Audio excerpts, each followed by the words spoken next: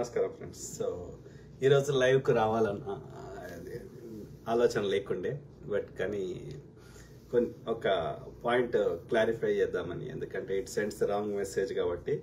So అంటే నేను ఎక్కువ కాంగ్రెస్ రిలేటెడ్ పోస్టులు షేర్ చేస్తా కాబట్టి మేబీ కొందరు అనుకొని ఉండొచ్చు కాంగ్రెస్ కార్యకర్త అని, బట్ లేదు. ఓకే, ఎక్కడ ఏ రాష్ట్రాలలో ద బెస్ట్ ఆల్టర్నేటివ్ ఆయా రాష్ట్రాల్లో ఉండే ప్రజలకు కానీ దేశ ప్రజలకు కానీ ఏది మంచి జరిగే అవకాశం ఉంది, ద బెస్ట్ ఆల్టర్నేటివ్ ఏముంటే ఆ పార్టీలన్నిటికీ మద్దతు ఇస్తా. ఓకే, ఎగ్జాంపుల్ ఏది తమిళనాడు తీసుకుందాం. తమిళనాడులో ఏది కాంగ్రెస్ అంత బలంగా లేదు. What is the best alternative? DMK. So కాబట్టి డిఎంకేకి మద్దతు ఇస్తాం. ఎవరైతే దోపిడీ మెంటాలిటీ ఉన్నోళ్ళు, దేశ ప్రజలందరూ లేకపోతే ఆయా రాష్ట్రాల ప్రజలందరి దగ్గర పైసలు దోసుకుందాం, వాళ్ళ సంపద దోసుకుందాం, లేకపోతే న్యాచురల్ రిసోర్సెస్ దోసుకుందాం, లేకపోతే ఈ యొక్క గోడలు కడదాం, వర్ణ వ్యవస్థ కుల వ్యవస్థ పెడదాం, వీడి ఎల్లిగాడు మల్లిగాడు ఇట్లా వీడి కిందనే ఉండాలి, అందరు సమానం కాదు, ఈ మనువాద భావజాలం అంటే ఇండైరెక్ట్ గా సింపుల్ గా ఆలోచిస్తే బీజేపీ, ఆర్ఎస్ఎస్, ఆ బ్రాహ్మణ జనతా పార్టీ సంబంధించిన పార్టీ కానీ బీజేపీ కానీ దానికి అనుబంధంగా పనిచేస్తున్న వాళ్ళు ఆయా రాష్ట్రాల్లో బీజేపీకి వాళ్ళు ఆయా రాష్ట్రాల సంపదను ఏది వాటాలు ఇచ్చే వాళ్ళు కానీ, లేకపోతే బీజేపీ మనువాద ఐడియాలజీని ఇంప్లిమెంట్ చేసే వాళ్ళు కానీ, అట్లాంటి దొంగ పార్టీలు ఎవ్వరికి మద్దతు ఇవ్వకూడదు, ఇవ్వను. ఓకే, అంటే ఎగ్జాంపుల్ ఇప్పుడు టీడీపీ ఉంది ఆంధ్రప్రదేశ్ లో, లేకపోతే అది మొన్నటిదాకా చెగువీరా అని చెప్పిండు ఆయన జనసేన అని. ఇవాళ బీజేపీకి ఏది పాట పాడుతున్నారు. ఇవాళ ఐఆమ్ ఏమంటారు అన్డినయబుల్ ఏదో అవుతాడు కదా. సో సనాతని అంటే ఆయన అరుస్తాడు కదా పిచ్చి కుక్క లెక్క. సో ఇప్పుడు వానికి ఎట్లా మద్దతు ఇస్తాం? ఇచ్చినామంటే ఇండైరెక్ట్ గా బీజేపీ మద్దతు ఇచ్చినట్టే. బీజేపీ తెచ్చిన ప్రతి బిల్లుకు అందులో ఏమంటారు అది తప్పు రైట్ అని ఆలోచించకుండా గుడ్డిగా మద్దతు ఇచ్చి ఏ పార్టీకైనా మనం మద్దతు ఇవ్వద్దు. నిజంగా దేశం మీద ప్రేమ ఉంటే. ఓకే, అందుకే నేనేమంటా అంటే లెఫ్ట్ పార్టీలు అన్నిటికీ మద్దతు ఇస్తా అంటే అర్థమైంది. దోపిడీ మెంటాలిటీ ఉన్నాయన్ని రైట్ పార్టీలు పెట్టుబడి విధానాన్ని మాత్రమే ప్రోత్సహించి దేశ ప్రజలందరి సొమ్ము తీసుకుని వాళ్ళ ఇంటి కుటుంబం మాత్రమే బాగుండాలి, అదాని అంబానీ బాగుండాలి, చిరు వ్యాపారస్తులు చచ్చిపోవాలి, ఇట్లాంటి మెంటాలిటీ ఉన్న పార్టీలు ఏది మన దేశంలో? బీజేపీ. ఓకే, దానికి అనుబంధంగా ఉన్నది ఏది? ఇప్పుడు ఎగ్జాంపుల్ టీడీపీ. ఓకే, మొన్నటిదాకా బీఆర్ఎస్ ఉండే. ఓకే, సో వాళ్ళొక్కరి ఇల్లు మంచిగా ఉంటే చాలు, దేశ ప్రజలు ఏమైనా సరే, ఈ మూలవాసులు ఏమైనా సరే వాటికి మద్దతు ఇవ్వం. ఇక లెఫ్ట్ ఈ రైట్ ఇప్పుడు కుడి చేయి అంటాం. ఈ కుడి చేయి తీసేస్తే ఇది ఒక్కటి పక్కకు పెడితే మిగిలిందంతా ఎడమనే కదా. కుడి పక్కకు ఉన్నదంతా ఎడమనే కదా. ఇదేమో ఎడమ కుడికి దగ్గర ఉంది, ఇదేమో మధ్యలో ఉంది, ఇదేమో ఎక్స్ట్రీమ్ లెఫ్ట్ ఉంది. కానీ ఇదంతా లెఫ్టే. ఈ కుడి తీసేస్తే మిగతాదంతా లెఫ్టే. అందులో కొంత మరి మధ్యలో ఉంది, కొంచెం దూరం ఉంది, అట్లా. ఓకే, అవునా కదా? సో ఎక్స్ట్రీమ్ లెఫ్ట్ మంచిదే, కమ్యూనిస్ట్ పార్టీలు లెఫ్ట్ పార్టీలు మంచియే. ఓకే, ఏది అన్యాయం కోరినాయి, సమానత్వం అడిగినాయి, మనకు ఒక్కరికి మన మీద పేరు ఉండొద్దు, అందరిది ఇది అందరిది అని బాగున్నది. కానీ దాని ప్రాక్టికల్ ఇంప్లిమెంటేషన్ వచ్చేవరకు అది వీలైతలేదు. ఓకే, కాబట్టి మధ్య మార్గం ఉత్తమం అనేది మనకు అర్థమవుతుంది. ఓకే, అందుకే కాంగ్రెస్ పార్టీ సామ్యవాదం. కానీ కాంగ్రెస్ పార్టీ బలంగా లేని దగ్గర ఏం చేస్తాం? అక్కడ వేరే పార్టీకి మద్దతు ఇస్తాం. అక్కడ ఉన్న పార్టీ సిమిలర్ ఐడియాలజీకి దగ్గర ఉన్న పార్టీకి మద్దతు ఇస్తాం. ఇప్పుడు కేరళ పోయినామనుకో కమ్యూనిస్ట్ పార్టీలు మద్దతు ఇస్తాం. ఇప్పుడు వెస్ట్ బెంగాల్ పోయినామనుకో తృణమూల్ కాంగ్రెస్ కి ఇస్తాం. ఎక్కడ ఏ బీజేపీని బలంగా కొట్టే పార్టీ ఏది, ఈ దోపిడీ పార్టీని కొట్టేది అక్కడ ఏముంటే దానికి మద్దతు ఇస్తాం. ఇప్పుడు ఆంధ్రప్రదేశ్ ఉంది. దురదృష్టకరం ఏంది అంటే జగన్ ఐడియాలజీ కొంత లెఫ్ట్ ఏది పేదవాళ్ళు ఈ యొక్క శూద్రులకి ఐడియాలజీకి ఉంది. కానీ జగన్ తను దోసుకున్న దోపిడి నుంచి ఏమంటారు తను కాపాడుకోవడానికి బీజేపీ మద్దతు ఇస్తున్నాడు. బీజేపీ మద్దతు ఇస్తున్నాడు కాబట్టి జగన్ కూడా మద్దతు ఇవ్వలేని పరిస్థితి వచ్చింది. అర్థమైందా? ఇప్పుడు ఆంధ్రప్రదేశ్ లో కాంగ్రెస్ మద్దతు ఇచ్చినా ఆడ లేచే అవకాశం లేదు. ప్లస్ ఆమె పోయి టీడీపీకి మద్దతు ఇస్తుంది ఇండైరెక్ట్ గా. So what is the use? Congress అక్కడ ఏం చేయలేని పరిస్థితి ఇది సెంట్రల్ లెవెల్లో. సో ఏదో నామకే వస్తున్నది ఆంధ్రప్రదేశ్ లో. సో అట్లాంటప్పుడు మనం ఏం చేయలేము. ఇప్పుడు ఆంధ్రప్రదేశ్ క్లిష్ట పరిస్థితి. జగన్ కి మద్దతు ఇవ్వలేము, అక్కడ ఉన్న కాంగ్రెస్ కి మద్దతు ఇచ్చినా ఒరిగేది లాభము లేదు, నష్టము లేదు. ఆంధ్రప్రదేశ్ లో ఉన్నటువంటి జగన్ టీడీపీకి టీడీపీకి అసలే ఇవ్వలేము. సో అంటే ఏమని చెప్తున్నా ఇక్కడ ఓవరాల్ స్టోరీ ఎందుకు చెప్తున్నా అంటే ఒక్కొక్క రాష్ట్రంలో ఒక్కొక్క డైనమిక్స్ ఉన్నాయి. ఉన్నప్పుడు మనము ఓవరాల్ అయితే కాంగ్రెస్ కానీ లెఫ్ట్ ఐడియాలజీ ఉన్న పార్టీలు అన్ని కలిపైనా సరే బీజేపీని దింపాలని మనం కోరుకుంటాం, రాష్ట్ర స్థాయిలో అయినా దేశ స్థాయిలో అయినా.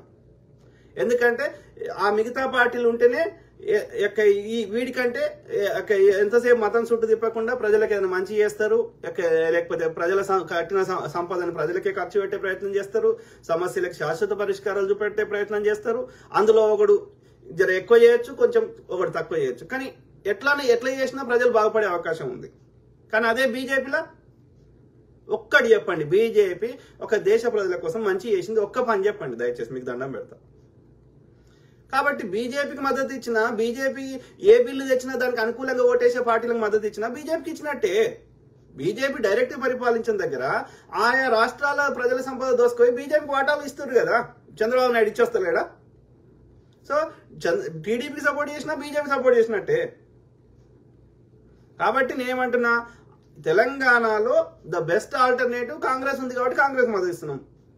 అది కాదు ఇప్పుడు కాంగ్రెస్ బదులు వేరే పార్టీ నిజంగా ప్రజలకు మంచి చేసేది ఏమంటారు ఉంటే కాంగ్రెస్ బలహీనం అయిపోయి ఇంకో పార్టీ కాంగ్రెస్ రాష్ట్రానికి మంచి చేసేది ఉంటే దానికి కూడా మద్దతు ఇస్తాం. ఎండ్ ఆఫ్ ద డే ప్రజల సొమ్ము ప్రజలకు ఖర్చు పెట్టాలి. ప్రజలు కట్టిన ట్యాక్స్ డబ్బులు కానీ దేశ సంపద కానీ, దేశ సంపద కూడా ప్రజలదే. ఇలా తెలంగాణలో వారుతున్న గోదావరి నీళ్లు తెలంగాణ ప్రజలయే. ఓకే, అర్థమైందా?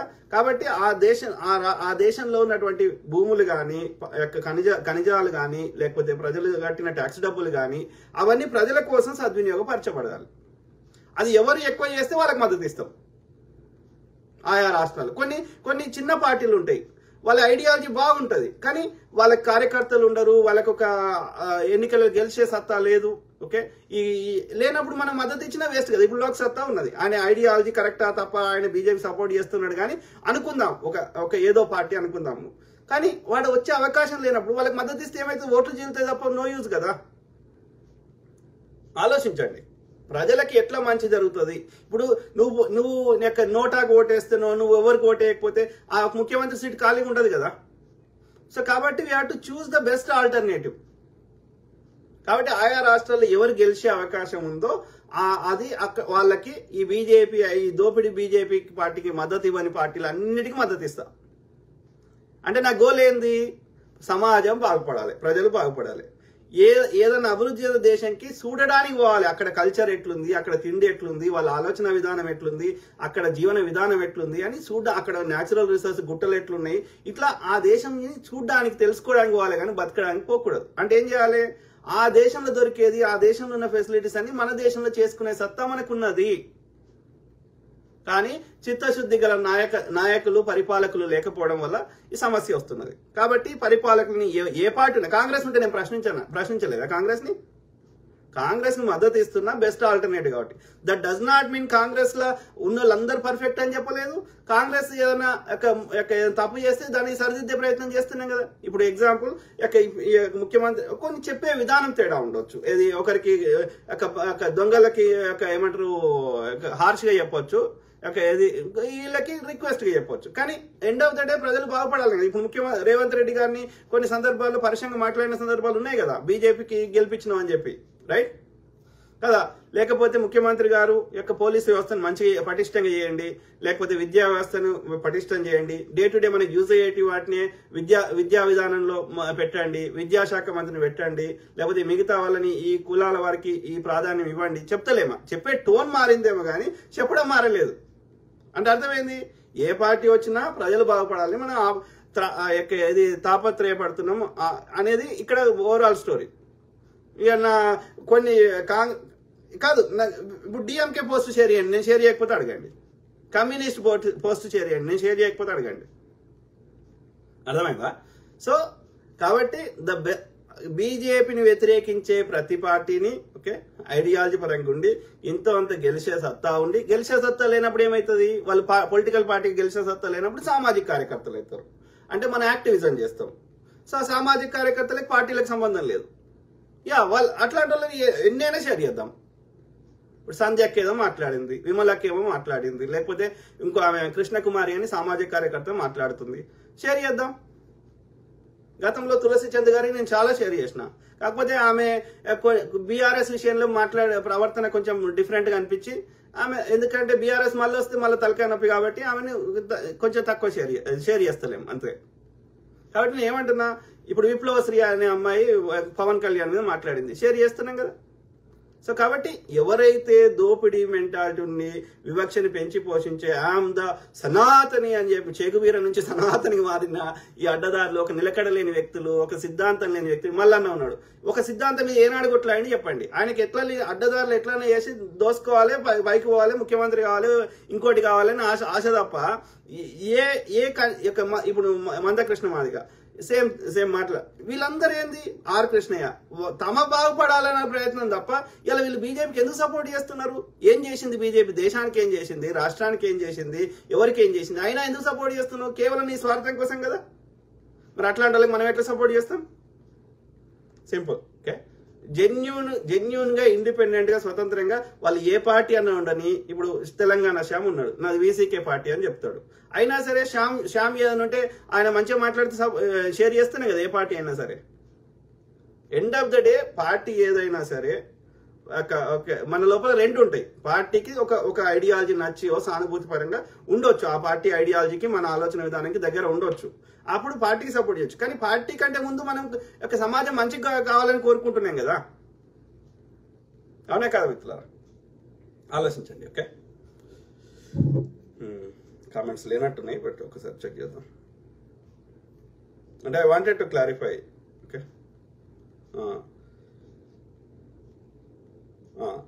కాంగ్రెస్కి ఎందుకు మద్దతు ఇస్తున్నాం అంటే ఒకే ఒక కారణం. ఇప్పుడు ఇలా స్వతంత్రం వచ్చినాక ఏమన్నా దేశంలో కట్టబడ్డాయి అంటే నా దృష్టిలో కాంగ్రెసే కట్టింది. అది ఏదన్నా గ్రామానికి పోతే గ్రామ పంచాయతీ భవనాలు వాళ్ళే కట్టిండ్రు, గ్రామానికి కరెంట్ వేసింది వాళ్ళే, ప్లానింగ్ కమిషన్ కింద పెద్ద ఉక్కు కర్మాగారాలు కట్టింది వాళ్ళే. ఇలా ఈ మన హైదరాబాద్ లో ఎన్నో నేషనల్ ఇన్స్టిట్యూషన్స్ వచ్చినాయి, పటాన్చెరు ఇండస్ట్రియల్ ఏరియా అయిందంటే వాళ్ళే. ఓకే, గోదావరి నది మీద కానీ, కృష్ణా నది మీద కానీ, ఇంకా దేశం లెవెల్లో ఇరిగేషన్ ప్రాజెక్ట్స్ కట్టింది వాళ్ళే. ఓకే, స్వతంత్ర ఉద్యోగం గురించి పోరాటం చేసింది వాళ్ళే, తెలంగాణ ఇచ్చింది వాళ్ళే. కాబట్టి వాళ్ళకి మద్దతు ఇస్తున్నాం, రైట్? ఇప్పుడు బీఆర్ఎస్ వచ్చింది, 7 లక్షల కోట్ల అప్పు చేసింది, కానీ ఏం కట్టిందో మీరు చెప్పండి. ఒక కాళేశ్వరం మీద 1 లక్ష, ఎంత ఇంచుమించు 1 లక్ష కోట్లు ప్లస్ మిత్తి అసలు అన్ని కలిపి 150 కోట్లు అవుతాయి 15 మరి వాళ్ళకి నీళ్ళు వస్తలేవు, అలా ఎత్తిపోసే కార్యక్రమాలు. ఒక్కటి కామన్ సెన్స్, నేను ఎవరికైనా చెప్తున్నా, కాంగ్రెస్ ఎక్కువ ఎత్తిపోసే కార్యక్రమాలు పెట్టుకోలే, గ్రావిటీ ద్వారా వచ్చేటివి పెట్టుకున్నది. ఓకే, ఇప్పుడు మనం వర్షం పడ్డ నీళ్లు అవి ఎక్కువ అయిపోయినాయి, ఎక్సెస్ అయిపోయి మనకు నీళ్లు కుండ, ఇప్పుడు ఏమంటే చెరువు అంటే కుండ లాంటిది, పాత్రలు. ఇప్పుడు వాటర్ ట్యాంక్ కూడా వచ్చిండు, వాటర్ ట్యాంక్ కూడా రాగానే ఏం చేస్తాము, ఉన్న బకెట్లు తలాపలు అన్ని నింపుకుంటాం కదా, నింపుకునే ఎక్సెస్ అయినాయి పోతాయి, నల్ల వచ్చినా ఏదో వచ్చినా, రైట్? సేమ్ థింగ్ ఈ భూమి మీద మన తెలంగాణలో పడ్డ వర్షం నీళ్లు అది మనం వాటిని పట్టుకోలేదు అనుకో, ఏమైతున్నాయి, అవి ఎక్సెస్ అయిపోతున్నాయి, పోయినాయి, ఏమైతున్నాయి, పోయి నదిలో కలుస్తున్నాయి, నదిలోకి వెళ్ళి ఎడిపోతున్నాయి. ఉపనది ఎడికెళ్ళి వచ్చింది, మంజీరా ఎడికెళ్ళి పుట్టింది, మంచు పర్వతాలకి ఉట్టలే కదా, రైట్? పడ్డ వర్షం నీళ్ళే కదా. సో కాబట్టి అందుకే వర్షాకాలంలో ఉధృతంగా కనిపిస్తాయి, మళ్ళీ ఎండాకాలం పోతే ఎండిపోయి ఏడుందిరా అని వెతుక్కోవాలి నది. ఓకే, సో కాబట్టి వర్షాధారం నదులు అంటే వర్షపు నీళ్లు ఆ ఎక్సెస్ అయిపోయినాయి, ఏం చేస్తున్నాయి, నదిలోకి పోతున్నాయి, నదిలోకి వెళ్ళి ఎడిపోతున్నాయి, సముద్రంలోకి పోతున్నాయి, సముద్రంలోకి పోయినాక ఏమవుతుంది, ఈ తీయటి నీళ్లు తాగునీళ్ళు ఏమవుతున్నాయి, తాగకుండా అయిపోతున్నాయి, వ్యవసాయానికి పనికిరావు, తాగడానికి పనికిరావు, దేనికి పనికిరావు, సముద్రంలో కలిస్తాయి. ఎందుకంటే సముద్రంలో ఉప్పు ఉంటుంది కాబట్టి. ఓకే, ఉప్పు నీళ్లు మళ్ళీ రీసైకిల్ చేయాలంటే 90% నీళ్ళల్లో ఉప్పే ఉంటుంది కాబట్టి 10% నీళ్ళే వస్తాయి, దానికి చాలా పెద్ద ఖర్చు అవుతుంది. అంటే నేను ఏమంటున్నా, ఆ సముద్రం నీళ్ళని శుద్ధి చేయడానికి మనకు చాలా ఖర్చు అవుతుంది. ఓకే, అంటే బిస్ల నీళ్ళతోటి ఏమంటారు వ్యవసాయాన్ని పండించుకున్నట్టు అవుతుంది. ఓకే, రెండోది ఇక్కడ నది నీళ్లు ఏం చేస్తున్నారు, నది కిందికి పోయినాక మళ్ళీ ఎత్తిపోస్తారట. ఎత్తిపోయడానికి ఎంత కరెంట్ అవుతుంది, ఆ గ్రావిటీకి అగేన్స్ట్ గా ఎన్ని సంపులు ఎన్ని కట్టాల్సి వస్తుంది. అరే అవి కిందికి ఎందుకు కోనిస్తున్నావు అని నేను అంటున్నా. కిందికి కోనిచ్చే బదులు చెరువులు తవ్వు. రాణి రుద్రమాదేవి గారు కాకతీయులు లక్నవరం చెరువు తవ్వింది, రామప్ప చెరువు తవ్విండ్రు, ఇంకోటి తవ్విండ్రు కరువులు వస్తే. లేకపోతే మన నిజాం గారు, లేకపోతే గోల్కొండ కుతుబ్ షాయిలు ఇలా హిమాయత్ సాగర్ చెరువు, లేకపోతే గండిపేట చెరువు, ఉస్మాన్ సాగర్ చెరువులు ఇట్లా తవ్విండ్రు. కానీ అక్కడి నుంచి తెచ్చి ఎత్తిపోయలే కదా. రైట్. ఏదైనా ఎత్తు మీద ఏదైనా పడితే ఆ ఎత్తు మీద అక్కడ దగ్గరలో కిందికి పోయేటట్టు గ్రావిటీ ద్వారా చేసుకున్నాం కదా, కిందికి పోయినాక ఎత్తలే కదా. ఆలోచించండి, దానికి అయ్యే కరెంట్ ఎంత, దానికి అయ్యే పైప్ లైన్ ఖర్చులు ఎంత, దానికి యాక్చువల్ ఖర్చుకి నువ్వెంత యాడ్ చేస్తున్నావు, అది ఇన్ ద లాంగ్ రన్ లో సస్టైనబుల్ అవుతుందా? దానికి అయ్యే ఖర్చుకి, దానికి కట్టడానికి అయిన ఖర్చుకి, దాని మెయింటెనెన్స్ అయ్యే ఖర్చుకి, మనకి వచ్చే ఆ నీళ్ళ ద్వారా వచ్చే పంటలు పండించేదానికి ఏమన్నా మ్యాచ్ అవుతుందా? అంటే కేవలం నువ్వు తినడానికి కట్టుకున్న ప్రాజెక్టులే కదా అవి. మరి కాంగ్రెస్ కూడా అట్లా ఎత్తిపోసే కార్యక్రమాలు ఒక్కటి కూడా పెట్టుకోలే కదా. ఒక నాగార్జున సాగర్, ఒక శ్రీశైలము, ఒక హీరాకుడు, ఒక బాక్రానంగల్, అంటే నువ్వు దోసుకోవడానికి ఈ ఎత్తిపోతలు పెడుతున్నావు. అది కాళేశ్వరం అయినా సరే, బనకచెర్ల అయినా సరే, ఇంకో చెర్ల అయినా సరే. నేనేమంటున్నా, కిందికి పోయినాక ఎందుకు ఎత్తుతారా, కిందికి ఓనియాక నీళ్ళని అంటున్నా. ఇప్పుడు నేనున్న రాష్ట్రం మినసోటా, అమెరికాలో. ఓకే, సో ఇక్కడ మా స్టేట్ నంబర్ ప్లేట్ మీద ఉంటుంది. ఒక్కొక్క అమెరికాలో 50 రాష్ట్రాలు ఉన్నాయి. ఒక్కొక్క రాష్ట్రానికి ఒక క్యాప్షన్ ఉంటుంది. సన్ స్టేట్ అని, గోల్డెన్ స్టేట్ అని, ఇంకో స్టేట్ అని ఉంటుంది. ఓకే, సో అట్లా లోన్ స్టార్ అని, ఇట్లా న్యూయార్క్ ఒకటి ఉంటుంది. ఇట్లా ప్రతి రాష్ట్రానికి ఉంటుంది. ఇట్లా నేనుండే ఈ మినసోటా రాష్ట్రానికి షికాగో మిడ్ వెస్ట్ అంటారు. షికాగో మా పైన పోతే కెనడా వస్తుంది, నార్త్ డకోటా తర్వాత కెనడా వస్తుంది. సో ఇక్కడ ఏది 10,000 లేక్స్ అని పెట్టారు క్యాప్షన్. అంటే వాళ్ళ అధికారికంగా కొంత పెద్ద సైజ్, మీడియం కానీ అబోవ్ మీడియం సైజ్ ఉన్నాయి. ఎన్ని లేకులు ఉన్నాయి? 10,000 లేకులు ఉన్నాయి. అంటే చిన్న బుడ్డ లెక్క పెట్టలేక, ఇక లెక్క పెడితే ఇంకో 5,000 10,000 అయితే కావచ్చు. ఓకే, అంటే లేకులు అంటే చెరువులు. ఓకే, ఇక ఎందుకు కరువు వస్తుంది? చుట్టూ ఎటు చూసినా పచ్చగా ఉంటుంది.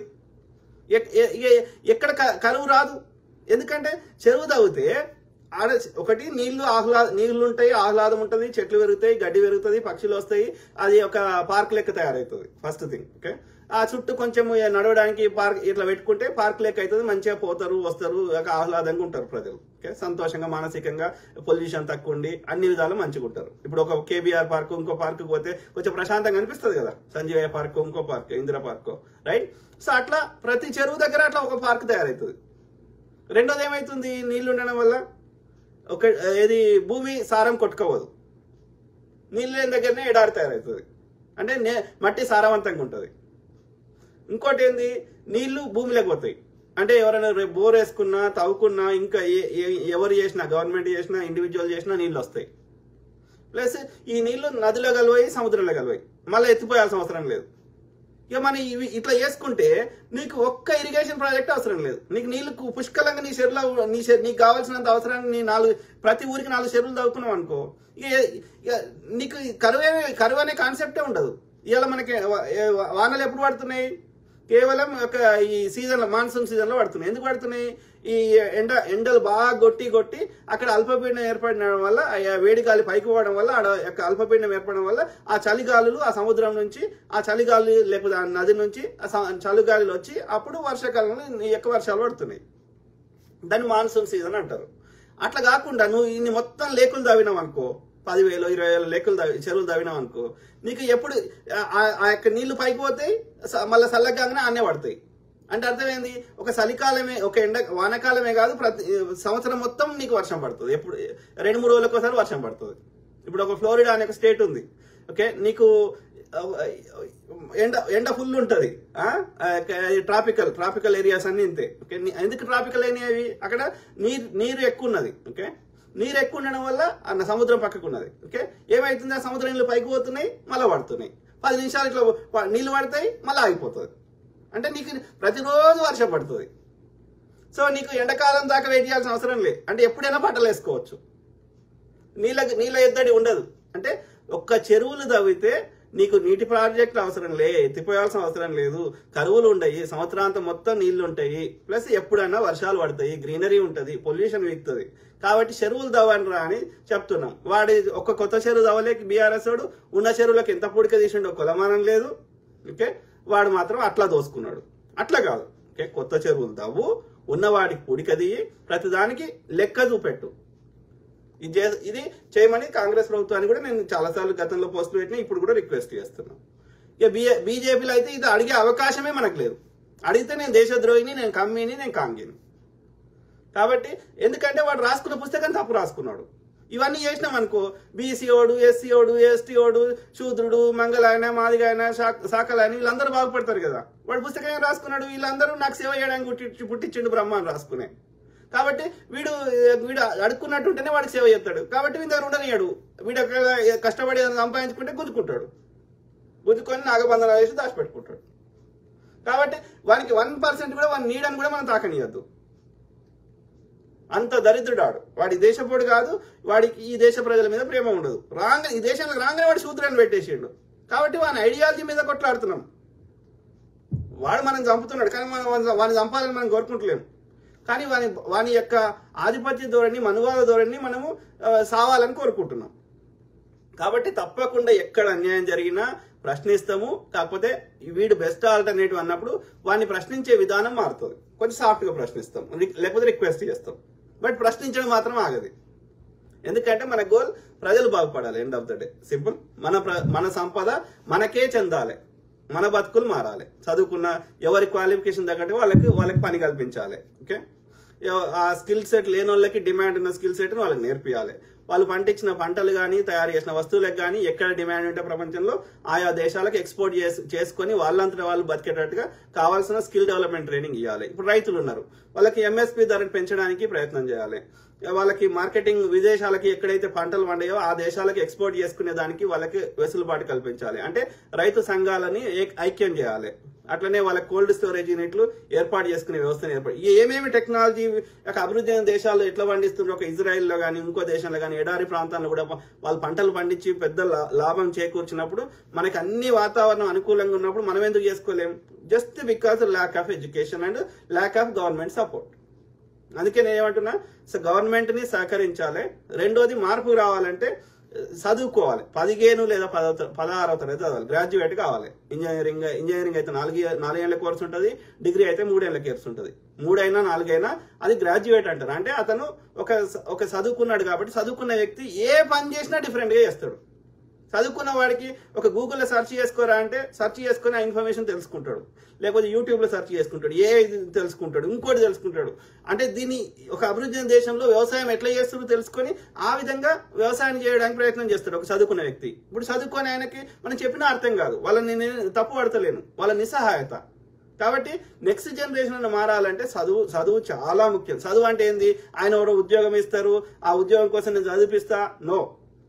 మనము చదువుకుంటే, మనం వ్యాపారం చేసుకుంటే, మనం ఎంటర్ప్రీనియర్ అయితే మనమే 10 మందికి ఇస్తాం. వాడోడు ఇచ్చేటోడు మనం వాడి బిచ్చం మనం ఎందుకు? కాబట్టి చదువు అనేది చాలా ఇంపార్టెంట్. ఏ పని చేసుకునైనా సరే, బిచ్చం ఎత్తుకునైనా సరే చదివియాలి. ఓకే, వాడు బిచ్చం ఎత్తుకున్నా సరే చదువుకున్నాడు డిఫరెంట్ గా చేస్తాడు. ఓకే, అర్థమైందా? సింపుల్. సో చదువుకోవాలి. అట్లనే చదువుకున్నాడు ప్రశ్నిస్తాడు, ఎవడ నాలంటాడు ముచ్చడి చెప్తే అర్థమవుతుంది. కాబట్టి చదువు అనేది చాలా చాలా ఇంపార్టెంట్. ఓకే, అర్థమైందా? సో నేను ప్రతి ప్రజా సమస్య మీద అవగాహన చేపిస్తా, మాట్లాడిచ్చే ప్రయత్నం చేస్తా. Okay, simple. నేను అమెరికాలో మాస్టర్ చేసి 20 ఏళ్ళు కంప్యూటర్ సాఫ్ట్వేర్ ఇంజనీర్గా లేకపోతే ప్రోగ్రామ్ అనలిస్ట్గా ఒక విశ్లేషకుడిగా పనిచేసి నాకున్న తెలివితేటల్ని నాతో పాటే తీసుకోవడం కాదు. ఓకే, మన ప్రకృతికి ఇచ్చిన తెలివితేటలను 10 మందికి యూజ్ అయ్యేటట్టుగా చేసే ప్రయత్నం నా శాయశక్తిలో చేస్తా. ఓకే, సో రాజేందర్ రెడ్డి సింగసాని ఏమంటారు బ్రదర్? బీజేపీ చేసిన మంచి అనేది లేదు, ముంచే పనులే ఎక్కువ. Correct brother. హిందూ ముస్లింల మధ్య చిచ్చు పెడతాడు. ఎందుకు పెడతాడు? వాళ్ళు ఉన్న జనాభా ఎంత? 500 సంవత్సరాల నుంచి 1000 సంవత్సరాల నుంచి మేము అన్నదమ్ములే కలిసి ఉన్నాం. సడన్ గా ఎందుకు కొట్లాడతాం? మాకు కొట్లాడాల్సిన అవసరం ఏంది? వాళ్ళు కొట్లాడతలేరు అయ్యా. వాళ్ళు ఎవరో కాదు, ఆ విదేశాల నుంచి వచ్చిన ముస్లిమ్స్ కాదు ఇల్లు.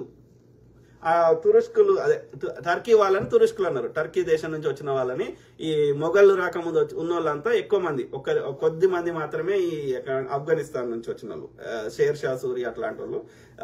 కానీ ఎక్కువ మంది మాత్రం ఈ టర్కీ నుంచి వచ్చిన వాళ్ళు ఉన్నారు. తర్వాత పర్షియా నుంచి, టర్కీ తర్వాత పర్షియా. ఓకే, సో పర్షియా తర్వాత మంగోల్ లేకపోతే మొఘల్. ఓకే, సో అంటే పర్షియాకి మంగోల్కి పెద్ద డిఫరెన్స్ లేదన్నట్టు. అంటే ఇవన్నీ ఇస్లామైజ్ చేయబడ్డాయి, ఇస్లామిక్ కన్వర్ట్ కాబడ్డాయి. ఓకే, సో కాబట్టి ఇప్పుడు మన దగ్గర ఉన్న ముస్లిమ్స్ ఏమంటారు? తుర్కోళ్ళు అంటారు. తుర్కోళ్ళు అంటే ఏంది? టర్కీకి చెందిన వారు అర్థం. అంటే స్టార్టింగ్ లో టర్కీ చెందిన వాళ్ళు వచ్చిర్రని అర్థం, ఈ ఢిల్లీ సుల్తాన్లు. ఓకే, ఆ తర్వాత ఈ పర్షియాకి సంబంధించిన వాళ్ళు వచ్చారు అని అర్థం. ఆ తర్వాత ఢిల్లీ సుల్తాన్ల కాలం అయిపోయినాక మొఘళ్ళు అంటే మంగోలియానికి సంబంధించిన వాళ్ళు మొఘళ్ళు. Okay, simple. సో వాళ్ళు మనము ఒక దాదాపు 1200 సంవత్సరం నుంచి ఇలా దాదాపు అంటే 800-900 సంవత్సరాలు అవుతుంది. 800 సంవత్సరాలు అవుతుంది తక్కువ. సో 800 సంవత్సరాల నుంచి అన్నదమ్ములకు కలిసి ఉన్నాము. ఇవాళ ఎందుకు కొట్లాడతలేము. కేవలం హిందువులను కొట్టి ముస్లింలు కొట్టిరని ఈ బ్రాహ్మణుడు ప్రచారం చేస్తున్నాడు. ఇది ఆ బ్రిటిష్ వాడు పెట్టిపోయాడు కొట్లాట. ఆ బ్రిటిష్ వాడు వెనకాల నుండి వాంతోడు చేయించింది కూడా వీళ్ళే. ఈ కొట్లాట ఉంటే చాలు వీని దోపిడి నుంచి, వాడు బ్రిటిష్ వాడి దోపిడి నుంచి ప్రజల దృష్టి మరల్చడానికి వాడిని ఇద్దరు కలిసి ముస్లింస్ హిందువులు కలిసి వెళ్ళిపోమంటారని వాడు ఇట్లా చేసిండు. ఎవడు ఆర్యుడైన బ్రిటిష్ వాడు. ఇవాళ ఈ ఆర్యుడు కూడా అదే చేస్తున్నాడు. వీని ఏడా పర్షియాకి వెళ్ళిపోమంటారని ఇది చేస్తున్నాడు అంతే. హిందూ ముస్లిం మధ్యలో చిచ్చులు. Correct brother. నోట్ల రద్దు చేసి మిడిల్ క్లాస్ వాళ్ళు మాత్రమే నోట్ల రద్దు చేసి లైన్ లో చచ్చిపోయారు. కరెక్ట్. 2 కోట్ల జాబులు అన్నాడు. 2 కోట్ల అంటే ఇవాళ 11 ఏళ్ళు అంటే 22 కోట్ల ఉద్యోగాలు రావాలి. 22 కోట్ల మంది చదువుకున్న వాళ్ళు ఉన్నారా మన దేశంలో? అంటే ప్రతి ఒక్కడికి ఉద్యోగం వచ్చింది చదువుకున్నోడికి. మరి ఇచ్చిండా? ఏం చెప్తా అంటే మన రాష్ట్రానికి తక్కువలో ఇంచుమించు కోటి ఉద్యోగాలు వచ్చేటి 22 కోట్లకి వెళ్ళి. ఎందుకంటే ఇప్పుడు ఈశాన్య రాష్ట్రాలు బుడ్డగా ఉన్నాయి కదా, అస్సాము, మిజోరాము, నాగాలాండ్, ఆడ కోటి మందే లేరు కదా. కాబట్టి ఈ మన దగ్గర కోటి పైననే వచ్చేది. కోటి మందికి పైగా మనకు ఉద్యోగాలు వస్తే ఇక ఇక్కడ ఒకటి అసలు పని చదువుకున్నోడు కావాలి మేము ఉద్యోగం ఇస్తామనే స్థాయి ఉండేది. ఇవాళ ఈ పరిస్థితి ఉండకపో కదా. మరి ఎన్ని ఉద్యోగాలు ఇచ్చిండు? మొత్తం 11 ఏళ్ళ 5-6 కోట్ల ఉద్యోగాలు కూడా ఇవ్వలేదు అనుకుంటా నాకు తెలిసి. Very unfortunate. అందుకే అంటున్నా దరిద్రపులు వచ్చిర్రు ఇయ్యరు. వాళ్ళకి ఇవ్వకపోవడానికి కారణము ఉన్న ఖాళీలు భర్తీ చేస్తున్నారు. కారణం ఏంది? వాళ్ళు కేవలం మన ధర్మశాస్త్రమే రాసుకున్న పుస్తకం తప్పు రాసుకున్నారు అంతే. వాడు ఆధిపత్యం ఉండాలని రాసుకున్నాడు. 2 కోట్ల జాబులు అన్నాడు. ఖాళీ ఉన్న ఆర్మీ 1, 10, 100, 1000, 10,000, 18 లక్షల పోస్టులే భర్తీ చేస్తలేరు. ఖాళీగా ఉన్న 18 లక్షల పోస్టులు భర్తీ చేస్తలేరు. ఒక దేశం ప్రథమ పౌరులకు జీతం ఇవ్వడానికి వాళ్ళకి మనసు ఒప్పుతలేదు. అందుకని ఈ అగ్నివీర్ అని తీసుకొచ్చారు. 4 ఏళ్ళు వాడుకొని దొబ్బే. Very unfortunate. ఇక అట్లా 4 ఏళ్ళు వాడుకొని దొబ్బేయమంటే వాళ్ళు ఎంత డెడికేటెడ్గా పనిచేస్తారు ఆలోచించాల్సిన విషయం. అంటే దేశ భద్రతని నువ్వు ఏమంటారు ప్రమాదంలో పెట్టినట్టు అయిపోయింది ఇప్పుడు. ఇది ఐటీ మళ్ళీ వాళ్ళు సచ్చటోళ్ళు మళ్ళీ ఆర్యుడు కూడా ఉంటాడు. మీరు చూడండి ఆ దేశ ఆర్మీలో కూడా ఎవరు ఆ పంజాబ్ వాళ్ళు ఉంటారు, బీసీ ఎస్సీ ఎస్టీలు ఉంటారు. కానీ మళ్ళీ బ్రాహ్మణుడు ఆర్యుడు కూడా ఉంటాడు. ఉంటే ఆఫీసర్ ఉంటాడు కానీ కింది స్థాయి ఉంటాడు. మీరు గమనించండి. ఐటీ కట్టిన వాళ్లకు బ్లాక్ మనీ తెచ్చి వాళ్లకు 15 లక్షలు ఇస్తాను అన్నాడు. ఏవి ఇంకా బ్లాక్ మనీ పెరిగింది విదేశాల్లో. అధికారిక గణాంకాలే చెప్తున్నాయి. వీళ్ళు అది కావాలని అది పోవాలని ఏనాడు కొట్లాడతలేరు. ఓకే, అదేంది అది చట్టం తెస్తా అన్నారు కదా కరప్షన్ పోవాలని చెప్పి అది దాని పేరు మర్చిపోతే తెచ్చిండా. Very unfortunate. హిందీ నేర్చుకోవాలని తమిళనాడు వాళ్ళ మీద పడ్డారు. ఎందుకు అంటే అక్కడ కూడా నార్త్ ఇండియాస్ అక్కడ పోయి ఎందుకంటే ఇక్కడ ఏమైతుంది సౌత్ ఇండియాలో హిందీ రాకపోవడం వల్ల వాళ్ళు అనుకుంటున్నారు అది హిందీ రాకపోవడం వల్ల వీళ్ళని కన్విన్స్ చేసి మేము ఇక్కడ రాలేకపోతున్నాం, ఇక్కడ దోసుకోలేకపోతున్నాం, కాబట్టి వీళ్ళకి కూడా హిందీ వస్తే మేము ఇక్కడ కూడా వీళ్ళని ఎరిపప్పాలని చేసి ఇక్కడ అధికారంలోకి వద్దామని ట్రై చేస్తున్నారు. అది సింపుల్ అంతే. రాజేష్ మామిడిపల్లి ఏమంటున్నారు? చదువుకున్న వాళ్ళు కూడా కొంతమంది అంధభక్తులు ఉన్నారు. Correct brother. ఒకటే బ్రదర్, చదువుకి సంబంధం లే. ఇక్కడ ఒకటే దోపిడి మెంటాలిటీ ఉన్న వాళ్ళందరూ అంధభక్తులుగా ప్రవర్తిస్తారు. వాళ్ళకి తెలుసు రియాలిటీ, కానీ they just want to promote. ఇప్పుడు మన దగ్గర చదువుకున్న వాళ్ళు కానీ లేకపోతే ఇప్పుడు టీడీపీలో ఉన్న వాళ్ళు చదువుకోలేదా? చంద్రబాబు నాయుడు చదువుకోలేదా? ఎంఏలో చేసిండు. మరి ఎందుకు మద్దతు ఇస్తున్నాడు? పవన్ కళ్యాణ్ చదువుకోలే కానీ. సో మార్వాడీలు ఉన్నారు, కొంతమంది చదువుకున్న వాళ్ళు ఉన్నారు, ఎక్కువ మంది చదువుకునే వాళ్ళు ఉన్నారు. ఆయన ఎందుకు మద్దతు ఇస్తారు? ఎవడైతే దోపిడి మెంటాలిటీ ఉన్నదో వాడికి మద్దతు ఇస్తాడు బీజేపీకి. ఎందుకంటే వీని దోసుకొని ఇస్తాడు, వీనికి శిక్ష లేయడు, వీని జైల్లో పెట్టాడు, వీని ఏం చేయడు. రెండోది వీడు దోసుకున్న దానికి వానికి వాటాలు వస్తాయి. అంటే దోసుకునే వాళ్ళందరూ ఒక 2%, 3%, 5% వాళ్ళు బీజేపీ సంబంధించిన వాళ్ళు, గుజరాతీ వ్యాపారులు లేకపోతే ఈ బ్రాహ్మణులు, వీళ్ళు మాత్రమే సుఖంగా ఉంటారు బీజేపీ పాలనలో. మిగిలిన 99% మంది సామాన్యులు వాళ్ళందరిది దోసుకోవడమే ఉంటుంది, వాళ్ళందరూ బాధపడే ఉంటుంది. అంటే ఈ దోసుకునే మెంటాలిటీ ఉన్న వాళ్ళే బీజేపీ సపోర్ట్ చేస్తారు. Let's make it simple. మిగతా వాళ్ళకి దొడ్డు రేషన్ బియ్యం ఇస్తాడు, బతకాలి కాబట్టి, బతికితే వాళ్ళకి సేవ చేయొచ్చు కాబట్టి. ఉత్తర భారతదేశంలో, దక్షిణ భారతదేశంలో కూడా ఉన్నారు కరెక్ట్. దోపిడి మెంటాలిటీ ఉన్నాడు, అంతటా ఉంటాడు. ఒక వ్యభిచారిని ఉంది. ఇలా బీజేపీ వచ్చినాక ఏంది, గతంలో రైడ్లు అయ్యేటి, ఇవాళ ఏంది వ్యభిచారానికి శిక్షలు లేవు. పిల్లలు పెంచడానికి వ్యభిచారం చేసుకుని బతకొచ్చు అని వాడు బ్రాహ్మణ్ ద్వారా తీర్పులు ఇప్పిస్తారు కోర్టు కూడా. కరెక్టా? అదే నిజమైతే ఓకే, మోడీ వాళ్ళ అక్కనో చెల్లెనో వ్యభిచారం చేస్తా అంటే మోడీ ఒప్పుకుంటాడా చెప్పండి? మాధవిలత విరించి హాస్పిటల్ మాధవిలత ఆమె కానీ ఆమె బిడ్డని కానీ వ్యభిచారం చేస్తా అంటే ఒప్పుకుంటుందా? అంటే మళ్ళీ ఆ వ్యభిచారులు ఎవరైతారు? ఆ దేవదాసులు ఎవరైతారు? ఆ జోగిన్లు ఎవరైతారు? మళ్ళీ బీసీ ఎస్సీ ఎస్టీలే. అంటే ఏ పైసలు రాని పనులు కానీ, సండాస్ ఎత్తే పనులు కానీ, రోడ్లు ఊడ్చే పనులు కానీ, చెప్పులు కుట్టే పనులు కానీ, మంగళ పని, సాకలి పని, లేకపోతే ఇంకా ఏవైనా నీచము అని అనుకునే పనులన్నీ కానీ, లేకపోతే మళ్ళా ఇది వీళ్ళని టచ్ చేస్తేనే నేరం అన్నప్పుడు మరి ఆ పని చేసేటప్పుడు టచ్ చేయవా ఆమెని? దేవదాసుని టచ్ చేయడాడు మనం. అంటే ఆ సుఖంకి మాత్రం టచ్కి సంబంధం లేదు. అంటే వీడికి టచ్ కాదు ముఖ్యం, కేవలం వీడు ఏదన్నా కారణం చూపెట్టి మనల్ని ఇట్లా నీచం చేయాలి. Simple. Okay, so very unfortunate. అంటే వాడు ఎందుకు లీగలైజ్ చేసిండు ఆ వ్యభిచారం అంటే వానికి సుఖం కావాలి ఈ బ్రాహ్మణుడికి. ఓకే, కాబట్టి వాడు దాన్ని లీగలైజ్ చేసిండు, అంతే, అంతమించేం లేదు. ఓకే, సో అది కాదు కదా. అట్లయితే వాళ్ళ భార్యలతో చేయించండి వ్యభిచారం, వాళ్ళ బిడ్డలతో చేయించండి, అది మంచిదైతే. ఆడదానికి ప్రాణం లేదు, ఆడది ఆలోచించలేదు, ఆమెకు బ్రెయిన్ లేదు, ఆమెకు కాళ్ళు చేయలు లేవు, కేవలం ఏమి కష్టపడకుండా వచ్చిన కొవ్వు పదార్థాన్ని అమ్ముకొని బతకొచ్చు. ఆమెను వస్తువు లెక్క, ఒక బొమ్మ లెక్క ట్రీట్ చేయండి. ఆ బొమ్మ ముసలిదైపోతే తీసి గంజిలో వారేయండి. ఆమెకు ఎమోషన్స్ ఉండయి, ఫీలింగ్స్ ఉండయి. ఓకే, అందులో ఆడది ఒక్కటే సుఖపడుతుంది, లేకపోతే మొగోడు ఒకటే సుఖపడతాడు, ఆడది సుఖపడదు కదా. ఆమెకు నచ్చినంతో చేస్తే ఆ స్త్రీ అయినా పురుషుడైనా ఇద్దరు సుఖపడతారు, సుఖప్రాప్తి ఉంటుంది కదా. అందులో ఒక మొగోడు ఒకటే తృప్తి పడి ఆడది అయితలేదు అంటే ఆమె ఏమంటారు, ఆమె మనసును చంపుకొని చేస్తుంది అన్నట్టే కదా. అంటే శరీరాన్ని ఏమంటారు హూనం చేసుకుంటుంది, సుఖరాగాలు తెచ్చుకుంటుంది, నాశనం చేసుకుంటుంది. ఆ సుఖరాగాల్ని మళ్ళీ వేరే వాళ్ళకి వాడు భార్య దగ్గరికి పోయి వాడంటిస్తున్నాడు, సమాజం నాశనం అవుతుంది కదా. అంటే ఎందుకు వచ్చింది ఇదంతా? వాడు రాసుకున్న పుస్తకం తప్పు ఉంది. వాడు మనవాద పుస్తకంలో రాసుకున్నాడు, ఇది స్వర్గం అంటే ఆడది బట్టలు లేకుండా నాట్యం చేస్తే, రంభ, ఊర్వశి, మేనకలు, తిలోత్తములు చేస్తే ఇంట్లోకి వెళ్ళి భావప్రాప్తి వస్తుంది, సుఖం వస్తుంది అని వాడు రాసుకున్నాడు పుస్తకం, అంతే. ఓకే, సో అట్లా కాదు కదా. అట్లయితే ఎవరు ఇప్పుడు అదే కరెక్ట్ అయితే మరి ఈ స్త్రీలందరూ పాపం నిజంగా కష్టపడుతున్న వాళ్ళు, జెన్యున్ గా వాళ్ళు కైకిలకి ఎందుకు పోతారు? పొద్దుగంతా ఎండలో కూర్చుండి కైకిలు పోయి మొత్తం శరీరం అంతా హూనం చేసుకొని, నల్లగా చేసుకొని, ఎండ మచ్చలు తెచ్చుకొని పొద్దుంతా లేచి 200, 300 కైకిలు ఎందుకు చేయాలి? అందరు ఒళ్ళు అమ్ముకుంటే అయిపోయి కదా, అది మంచిదే కదా. తెలంగాణ వచ్చావా, ఆడ రోడ్డు మీద ఇట్లా సింపుల్ టెంట్ వేసుకొని పొద్దుగాలు వేస్తే వంటలు చేసి ఎందుకు అమ్ముకోవాలి? వాళ్ళు అమ్ముకుంటే అయిపోయాయి కదా వీళ్ళు చెప్పిన లాజిక్ ప్రకారం. అంటే ఏడికి పోతుంది సమాజం అనేది ఒక ఆడమకి ఇష్టం ఉన్నది, వాళ్ళిద్దరికి ఫీలింగ్స్ వచ్చినాయి, చేసుకొని, అది మనకు సంబంధం లేదు. ఓకే, అలా వ్యాపారం లేదు కాబట్టి. ఓకే, అది వాళ్ళ వ్యక్తిగత విషయం. కానీ నువ్వు అమ్ముకోవచ్చు అని లీగలైజ్ సర్టిఫికేట్ ఇస్తున్నావు, చూసినావా? అది వాళ్ళకి. మరి వాళ్ళ భార్యని పిల్లల్ని చేసేది ఉంటే చెప్పియండి.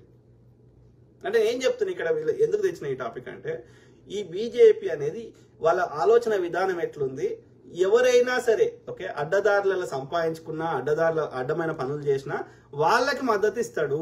ఎందుకంటే వాళ్ళ దాంట్లోకి వెళ్ళి వాటాలు మూటాలు కానీ, వానికి సుఖం కానీ, వానికి ఏదో ఒక లాభం చేకూరుతుంది కాబట్టి.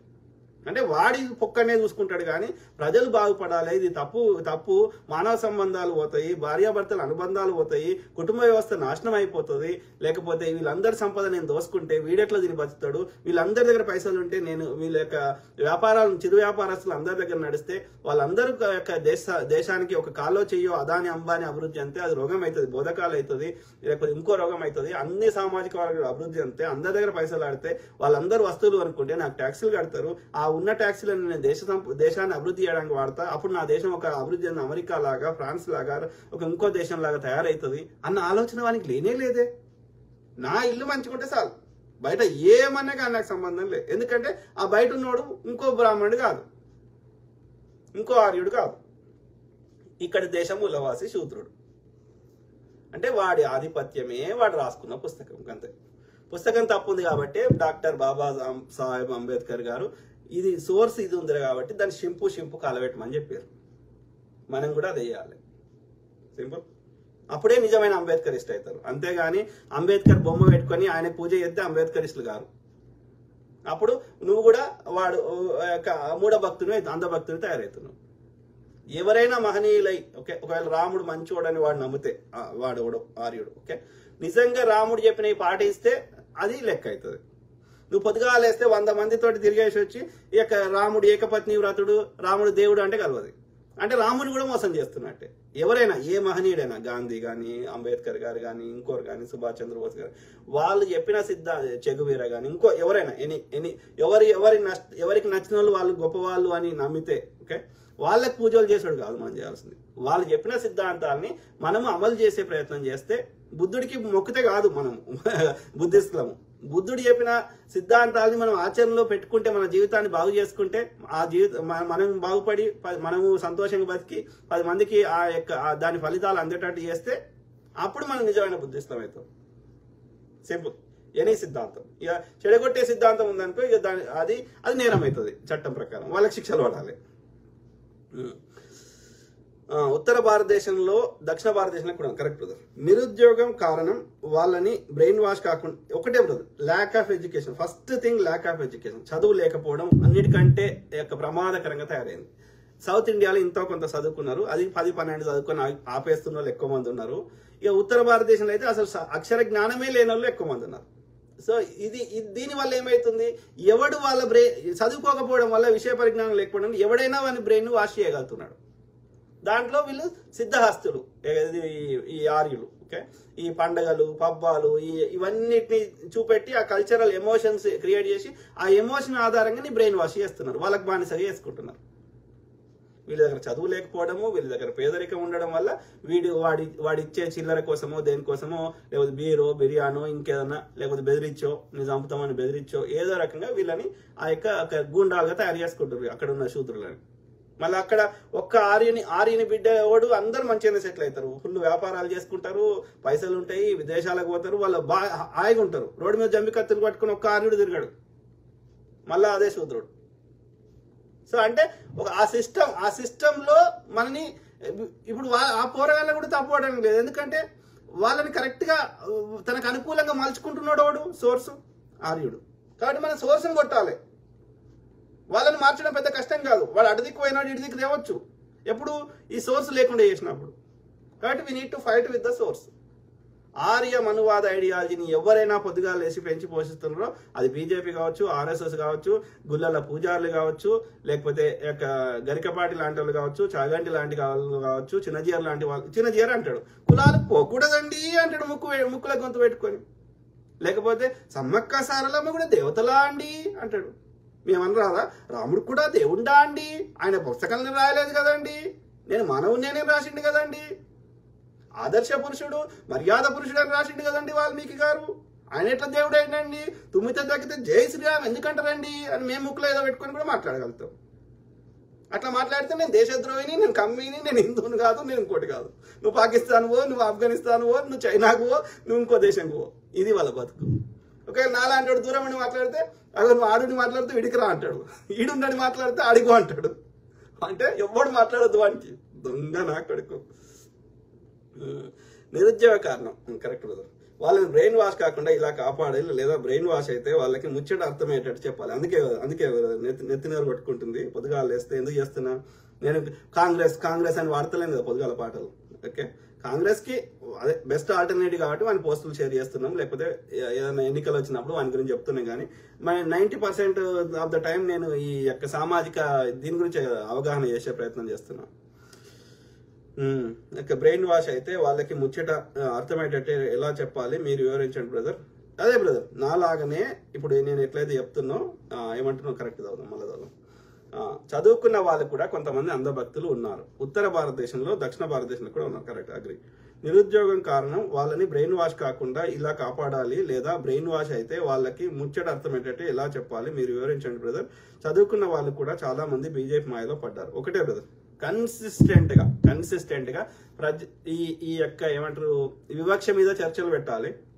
మన యొక్క ఏది ఒక కులం వాడు ఇదే ఎందుకు చేస్తున్నాడు, ఈ యొక్క వీళ్ళు ఎందుకు ఇప్పటికి కూడా బంగీ కులం వాళ్ళు ఇది ఎందుకు చేస్తారు, ఈ యొక్క వివక్ష గురించి చర్చలు ఉండాలి. లేదు అంటే డే టు డే ప్రజా సమస్యల మీద చర్చలు ఉండాలి. ఇంతే. వీటి మీద చర్చలు కాకుండా వాడు హిందూ ముస్లిం వీటి మీద చర్చలు లేకుండా చేయాలి. అంటే వాడు హిందూ ముస్లిం తెచ్చినప్పుడల్లా వాడు తెచ్చిన వాడు తేనటువంటి బుల్లెట్ ట్రైన్ల గురించి, వాడు ఇచ్చిన హామీల గురించి, డే టు డే ప్రజా సమస్యల గురించి, నీళ్లు రాకపోతే నీళ్లు రాగిన గురించి, వాడు యూరియా ఇవ్వకపోతే యూరియా గురించి, డే టు డే ప్రజా సమస్యల మీదనే మనం చర్చలు కంటిన్యూస్ చేస్తే వాడు పిచ్చినా కొడుకు, వాడు యొక్క మతం మీద ధర్మ ప్రచారం మతం కావాలంటే నువ్వు మఠాధిపతిగా, పీఠాధిపతిగా, లేకపోతే ఆ యొక్క గుళ్ళె పూజారిగా, లేకపోతే ఇంకో దానికి పోటీవాడు. నువ్వు పొలిటికల్ పార్టీ పెట్టుకొని రాజ్యాంగం మీద ప్రమాణం చేసి రాజ్యాంగంలో ఉన్నాయన్నీ తూచా తప్పకుండా పాటిస్తా అని చెప్పి హవాయి చెప్పలు వేసుకొని రోడ్డు మీద తిరిగేటోని హవాయి జహాజులు తిప్పుతా అని, రైతుల ఆదాయం డబుల్ చేస్తా అని, ఇట్లా రకరకాల హామీలు ఇచ్చి నువ్వు ఇవాళ వచ్చేసి ఆడు హిందూ కొట్టిండు, ముస్లిం కొట్టిండు, కొడితే మరి ఏం బిక్ గడివిక్తున్నావా? 11 ఏళ్ల నుంచి నువ్వే అధికారంలో ఉండి మరి ఏం బిక్తున్నావు? ఎట్లా కొడతారు? దేశ సైనికులు నీ చేయాలండి, కేంద్ర హోంశాఖ నీ చేయాలండి, ఆయా నీ పారామిలిటరీ దళ ఇన్ని ఫోర్సెస్ ఉండగా ఎందుకు కొడతారు? 10% లేనోడు ఎందుకు కేసులకు విచారణకు రావు? అంటే కొడుతుంది నువ్వే.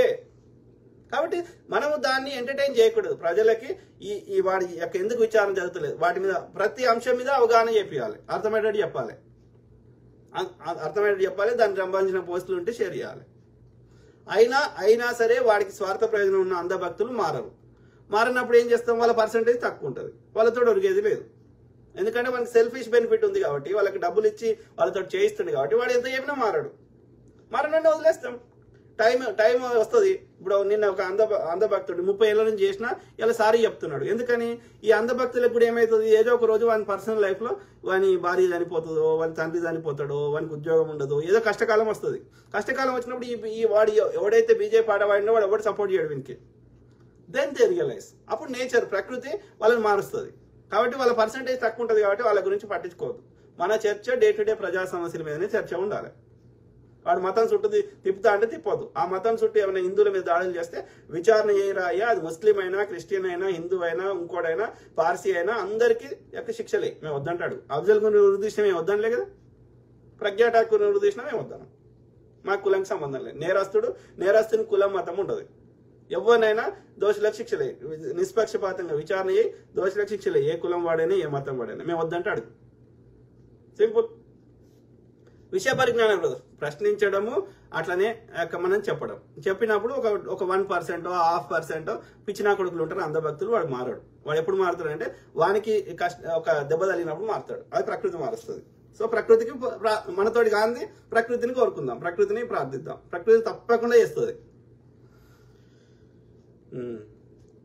మొన్న ఉత్తర భారతదేశంలో కాంగ్రెస్ పార్టీ రాహుల్ గాంధీ ఒక జాబ్ మేళా పెట్టి 3,000 ఉద్యోగాలు ఇచ్చారు. అది టీవీ ఛానల్లో ఎక్కడా చూపెట్టరు కదా. చూపెట్టనంత మాత్రాన ఇప్పుడు టీవీలో ఎవడు చూస్తుండాలి, ఎవడు చూస్తలేడు. Social media became the alternative media.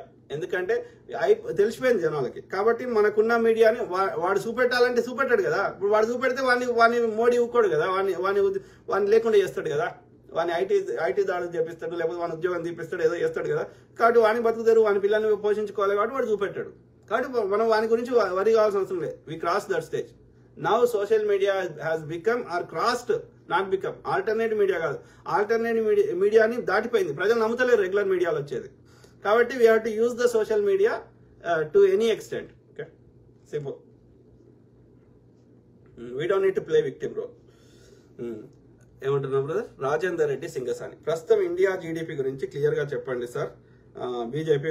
BJP వాళ్ళు 4th ప్లేస్ ఇండియా అని ఫేక్ యూనివర్సిటీలో వస్తున్నాయి. అసలు నిజము ప్రజలకు చెప్పండి. జీడిపి అంటే దేశ సంపదగా కొలవబడుతుంది. గ్రాస్ డొమెస్టిక్ ప్రోడక్ట్ అంటారు. అంటే ఈ యొక్క దేశంలో ఉండేటువంటి అందరి ఆదాయము యొక్క అన్ని సంపద ఖనిజాలు అన్ని A to Z లెక్కలేస్తారు. దానికి ఒక పర్టికులర్ క్యాలిక్యులేషన్ ఉంటుంది. సో దాని ప్రకారం దేశ సంపద అంటారు. కరెక్టే. ఓకే, ఇది ఆటోమేటిక్ గా కాంగ్రెస్ కానీ అంతకుముందు చేసిన వాటి ఫలితాలను మనం మెల్లమెల్లగా అవి వాటి వస్తాయి. కానీ జీడిపి ఎవరిది పెరిగింది అనేది ఇక్కడ పాయింట్. ఇక్కడ ఇప్పుడు మొత్తం సంపద అంతా అదాని దగ్గర ఉంది. అదాని కూడా భారతీయుడు కాబట్టి దేశ సంపద పెరిగింది అంటే ఒప్పుకుంటామా? ఒప్పుకో. తలసరి ఆదాయం పెరిగిందా అనేది ఆలోచించాలి. ఓకే, అంటే ఏమంటారు దాన్ని ఇంగ్లీష్లో ఏమని మర్చిపోతే. సో అంటే పర్ క్యాపిటా అంటే తలసరి ఆదాయం. ఇప్పుడు ఎగ్జాంపుల్ ఇంకా ఈజీగా అర్థం కూడా చెప్తున్నా. భారతదేశంలో ఉన్న భూమి ఒక 1,00,000 కోటి ఎకరాలు ఉంది అనుకుందాం, లేకపోతే 140 కోట్ల ఎకరాలు ఉంది అనుకుందాం. ఓకే, సో 140 కోట్ల ఎకరాలు, 140 కోట్ల మంది జనాభా. అందరికి వంచితే ఎంత వస్తుంది? మనిషికి 1 ఎకరం వస్తుంది, రైట్? అట్లా కాకుండా ఈ 140 కోట్ల ఎకరాలు ఒక్క అదాని దగ్గర ఉన్నాయి అనుకో, భారతదేశం యొక్క సంపద 140 కోట్ల ఎకరాలే. ఒక్క అదాని దగ్గర ఉన్న 140 కోట్ల ఎకరాలే, మనిషికి 1 ఎకరం పంచినాక 140 కోట్ల ఎకరాలే. ఇప్పుడు దేశ సంపద పెరిగింది అంటే పెరిగింది. ఎవరిది పెరిగింది? అదానిది పెరిగింది. కాబట్టి అదానిది పెరిగింది కాబట్టి దేశ సంపద పెరిగింది అని ఒప్పుకుందామా? పర్ క్యాపిటా ప్రతి ఒక్కొక్కరి దగ్గర ఎన్ని ఎకరాలు ఉందో లెక్క పెట్టు. 1 ఎకరం ఉందా? 0 ఎకరం ఉందా? 0 ఎకరం ఉంటే అదాని జీడిపి పెరిగింది, దేశ జీడిపి పెరగలే. అందుకే నేను ఏమంటున్నా అంటే పర్ క్యాపిటా లెక్క పెట్టు. అంటే తలసరి ఆదాయం ఎంత పెరిగింది లెక్క పెట్టు. ఎంతమంది పేదోళ్ళు ఉన్నారు, ఎంతమంది ధనవంతులైనరు, ఎంతమంది మిడిల్ క్లాస్ ఉన్నారు, గతంలో ఏముండే ఇవాళ ఏముంది లెక్క పెట్టు. దాన్ని బట్టి నాకు చెప్పు. పెరుగుతుంది ఒక దేశం ఆటోమేటిక్గా మెల్లమెల్ల పెరుగుతుంది. ఒకప్పుడు ఫోన్ లేకుండే, ఇవాళ ఫోన్లు వచ్చినాయి. ఇలా ఎంత పేద దేశమైన ఆఫ్రికాలో కూడా, పాకిస్తాన్ పేద దేశం, బంగ్లాదేశ్ పేద దేశం దగ్గర ఫోన్లు ఉన్నాయి ఇవాళ, స్మార్ట్ ఫోన్లు. అది మార్పు అంతే, దాన్ని ఎవడేం చేయలేడు దాన్ని. కాబట్టి దేశ సంపద కూడా ఇప్పుడు ఒకప్పుడు 3,000కి తులం బంగారం వచ్చేది. ఇవాళ బంగారం నిధులన్నీ దాదాపు ఖాళీ అయిపోయినాయి. ఎక్కువ లేవు, కొన్ని ఎక్కడ ఉండొచ్చు, ఆఫ్రికాలో ఎక్కడ ఉండొచ్చు, కానీ ఇంకా ఎక్స్ప్లోర్ చేయాలి. అయినా సరే రిలేటివ్లీ దాని రిసోర్సెస్ తగ్గిపోయినాయి, కానీ డిమాండ్ ఎక్కువ ఉన్నది. ప్రపంచం అంతా బంగారం కావాలని కోరుకుంటున్న ఎక్కువ ఉన్నారు, కానీ బంగారం ప్రొడక్షన్ తగ్గిపోయింది ఒకప్పటితో పోలిస్తే. ఓకే, ఒకప్పుడు కోరుకుంటున్న వాళ్ళ సంఖ్య తక్కువ ఉన్నది, ఆ యొక్క ప్రొడక్షన్ ఎక్కువ ఉన్నది. ఓకే, సో ఇప్పుడు 3,000 రూపాయలకి తులం వచ్చి 3,000, 6,000కి ఒక 20 ఏళ్ల కింద 6,000కి వచ్చింది. ఇవాళ 1,00,000 రూపాయలు అయింది. సో ఎట్లా కంపేర్ చేయగలుగుతాం మనం? చేయలేం. అంటే ఏం చెప్తున్నా, ఇప్పుడు ఈ జీడిపి పెరిగింది అంటే ఒకప్పుడు ఏది ఇప్పుడు ఎంత గ్రామీణ ప్రాంతాలని 20-30 లక్షలు లేని ఎకరం వస్తలేదు. మరి ఒకప్పుడు అట్లా ఉందా? ఎవడు కూడా దేకలేదు భూమిని. 1,00,000 రూపాయలకు ఆడ ఎకరం అంటే కూడా ఎవడు దేకినోడు లేడు. అన్ని బంజరు భూములు ఉండే. ఇలా పరిస్థితి లేదు, ఎంత గ్రామీణ ప్రాంతాల్లో కూడా లేదు. హైదరాబాద్ లాంటి దగ్గర అపార్ట్మెంట్ కొనలేని పరిస్థితి, ఒక భూమి కొనలేని పరిస్థితికి వచ్చినాయి ఈ రోజులు. ఓకే, సో అంటే ఇక్కడ ఏం చెప్తున్నా, పెరిగింది. ఇప్పుడు పెరిగిన ధరలు యాడ్ చేస్తే పెరిగినట్టే కదా. కానీ వాట్ ఈస్ ద యూజ్? ఒక సామాన్యుడు గతంలో ఇల్లు కొనుక్కోనో బతికే పరిస్థితి ఉన్నాడు, వానికి తక్కువ జీతం ఉన్నా సరే. ఇలా ఎంత జీతం ఉన్నా కొనుక్కోలేని పరిస్థితి వచ్చిందంటే అది పెరిగినట్టా తగ్గినట్టా మీరు చెప్పండి. కాగితం మీద పెరిగినట్టే, కానీ నా ఇంటి పక్కకి సముద్రంలో నీళ్లు ఉన్నాయి, కానీ నాకు యూజ్ అవుతలేవు. అది ఉన్నాయిరా అంటే వాట్ ఈస్ ద యూజ్? నా సామాన్యుడికి కూడా ఏది కొనుక్కోలేని పరిస్థితి తీసుకొచ్చిన, నా జీవనాన్ని దుర్భరం చేసినామంటే అది పెరిగినట్టా తగ్గినట్టా మీరే చెప్పండి. కాగితం మీద పెరిగినట్టే, కానీ నాకేం యూజ్ కాలే. అంటే కొద్ది మందికి దోపిడీదారులకు పెరిగింది, వాళ్ళ జీడిపి పెరిగింది. ఒక ఫలానా మల్లారెడ్డి దగ్గర 600 ఎకరాలు ఉంటే ఆ 600 ఎకరాలకు రేటు పెరిగితే మల్లారెడ్డి పెరిగినట్టు కానీ ఒక ఎల్లయ్యకో పుల్లయ్యకో పెరిగినట్టు కాదు. అంటే ఇక్కడ బీజేపీ పాలనలో ఇది ఒక 1%, 2%, 5% అదాని అంబానీ లాంటి వాళ్ళు వాళ్ళకు వాటాలు ఇచ్చేటోళ్ళు, వీళ్ళు దోసుకున్న దానికి వాటాలు ఇచ్చేటోళ్ళు వాళ్ళ జీడిపి పెరిగింది, కానీ దేశ ప్రజల జీడిపి సంకనాకింది అని అర్థం. అందుకే అన్ని వరల్డ్ ఇండెక్స్లలో భారతదేశం లాస్ట్లో వస్తున్నది. 190 దేశాలు ఉంటే 190 నుంచి 200 దేశాలు ఉంటే అందులో 165ది భారతదేశం. హ్యాపీ ఇండెక్స్లో కానీ ఆకలి ఇండెక్స్లో కానీ అన్నిట్లలో చివర్లో వస్తుంది. గతంలో టాప్లో ఉండేది, మధ్యలో ఉండేది, ఇప్పుడు చివర్లో వస్తుంది. అంటే ఎవరర్థం? మెజారిటీ ప్రజలు సంకనాకిపోయారు అని అర్థం. గతంలో 50 కోట్ల మంది రేషన్ బియ్యం తింటే, ఎగ్జాంపుల్ చెప్తున్నా, కరెక్ట్ నెంబర్ నాకు లేదు కానీ, సో 50 కోట్ల మంది తింటే 80 కోట్ల మంది తింటారని ఆయనే చెప్పుకుంటున్నాడు, మనం చెప్పలే. మోడీ గారే బహిరంగ సభలకు వచ్చి చెప్పారు 80 కోట్ల మందికి నేను దొడ్డు రేషన్ బియ్యం ఇస్తున్నాను. ముఖ్యమైన అది కూడా ఏది మన దగ్గర ఇమ్మీడియట్ గా తీసుకున్నాయి, ఇమ్మీడియట్ గా దొడ్డు రేషన్ బియ్యం అయినా ఇమ్మీడియట్ గా ఆ గోదాములలో ముక్క పెట్టే బదులు ఇమ్మీడియట్ గా ఇవ్వచ్చు కదా. ఇప్పుడు పండించినేమో అలా దాచిపెడతాడు. ఇలా అవి దాచిపెట్టాలంటే ఆల్రెడీ గవర్నమెంట్ గోదాములు కాకుండా ప్రైవేట్ రెంట్ తీసుకుని అన్ని గోదాములలో నిండిపోయి 15 ఏళ్ళకి సరిపడే ధాన్యం ఉండి అది ముక్కిపోతున్నాయి. ఆ ముక్కిపోయే బియ్యం తీసి బయట పారబోతున్నారు, మనకి రేషన్లు ఇస్తున్నాడు. ఇప్పుడు కొత్తగా పండించిన బియ్యం మళ్ళీ ముక్క పెడుతున్నాడు. ఒక 2 ఏళ్ళకి సరిపడా ఎమర్జెన్సీ వస్తే 2 ఏళ్ళకి సరిపడా పెట్టుకుంటాం, మిగిలిందంతా ఇచ్చేసాయి. 15 ఏళ్ళు ఎందుకు దాచి పెడతావు? ఆ ముక్కిపోయినకి ఇస్తే ఎవడు తింటాడు? I don't understand. ఒకటే మిత్రులారా, ఇక్కడ ఓవరాల్ చర్చలో ఏంటంటే they don't have love for the common man. BC SC ఎస్టీలకి లేకపోతే ఈ శూద్రులకి లేకపోతే సామాన్యుల మీద వాళ్ళకి ప్రేమ లేదు. ఎవడైతే వాడు దోచుకున్న దానికి వాటాలు ఇస్తారో వాళ్ళకి మాత్రమే వాళ్ళు అనుకూలంగా ప్రవర్తిస్తాడు, అంతే. Simple, let's make it simple. GDP Adani Ambani లాంటి దోపిడి మెంటాలిటీ ఉన్న వాళ్ళ జీడిపి పెరిగింది, దేశ ప్రజల యొక్క జీడిపి తగ్గింది. సింపుల్. అది రేటు ఆటోమేటిక్గా పెరుగుతుంది కాబట్టి అది పెరిగినట్టుగా కనిపిస్తుంది. Okay, simple. ఇప్పుడు గతంలో ఇది $30కి రూపాయి 40 వచ్చేది, ఇప్పుడు 80 అయింది. 80 అయితే తగ్గినట్టు భారతదేశంలో ఎవడు పెట్టుబడి పెట్టడానికి వస్తలేడని అర్థం. ఏమంటున్నారు? పయర్దా చర్చిల్, జైపీఎం. రమేష్ జిల్లెల కరెక్ట్ గా చెప్పారు. ఇద్దరి సంపదతో దేశం ఆర్థికంగా 4వ స్థానంలో ఉందా? లేదు బ్రదర్, ఉంది అంటే వాడు కూడా భారతీయుడు కాబట్టి లెక్క పెడతారు. ఇప్పుడు కేసీఆర్ గారు కూడా అంటారు, గతంలో అనేవారు ఆయన అధికారంలో ఉన్నప్పుడు, ఇది యొక్క రాష్ట్రం యొక్క జీడిపి పెరిగింది, జిఎస్డిపి అంటే గ్రాస్ స్టేట్ డొమెస్టిక్ ప్రోడక్ట్, అంటే రాష్ట్రం యొక్క జీడిపి పెరిగింది అన్నట్టు. పెరిగింది, కరెక్టే. అది ఎందుకు పెరిగింది? ధరలు పెరిగినాయి కాబట్టి, అన్నిటి రేట్లు పెరిగినాయి కాబట్టి దాన్ని క్యాల్కులేషన్ చేసినప్పుడు పెరిగింది. ఓకే, దాంతోపాటు ఏది కాలక్రమేణా పెరుగుతుంది. ఎందుకు పెరుగుతుంది? ఆ దోపిడి మెంటాలిటీ ఉన్నవాడు వాడు అందరు దోసుకొని వాడి సంపదని డబుల్ త్రిబుల్ చేసుకున్నాడు కాబట్టి పెరిగి ఉంటుంది. కానీ ఎవరిది పెరిగింది అనేది ఇక్కడ ప్రశ్న. రాష్ట్రంలో ఉన్న అందరి ప్రజలు జరిగిందా, కొద్ది మంది దోపిడీదారులు జరిగిందా అని ఇక్కడ ఆలోచన. నేను గమనించిన కాడికి దోపిడీ మెంటాలిటీ ఉన్న పార్టీలు పరిపాలించిన ఏ రాష్ట్రాలైనా దేశమైనా సరే, అది బీజేపీ కానీ బీజేపీకి సపోర్ట్ చేసే ఏ పార్టీ అయినా సరే, ఎందుకంటే బీజేపీకి సపోర్ట్ చేయని పార్టీలను వాడు ఉండనియాడు.